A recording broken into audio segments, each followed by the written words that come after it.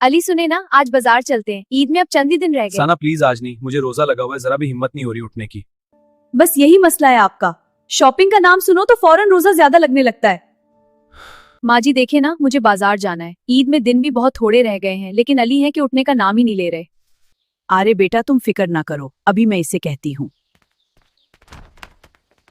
अली बेटा उठ जाओ, बीवी को बाजार ले जाओ, वरना ईद वाले दिन यही सुनना पड़ेगा कि मुझे कुछ दिलाया ही नहीं। अच्छा ठीक है माँ, जा रहा हूँ, लेकिन एक शर्त है। क्या शर्त? बाजार में ज्यादा देर नहीं लगानी, मुझे रोजा बहुत लग रहा है।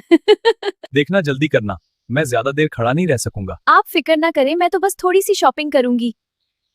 अरे अली देखें, ये वही कश्मीर बैंगल्स हैं जो आजकल बहुत वायरल हो रही हैं। मुझे भी यही वाली खरीदनी है, ईद पर हाथ चमकने चाहिए। मुझे लगा था बस 2 चूड़ियां लेंगी, यहाँ तो पूरी दुकान खरीदने का प्लान लग रहा है। अरे फिक्र ना करें, अभी तो शॉपिंग शुरू हुई है। ये जूते कितने खूबसूरत हैं, ईद के लिए बिल्कुल परफेक्ट हैं। हाँ हाँ ले लो, बस जल्दी करो, मुझे वाकई रोजा बहुत लग रहा है।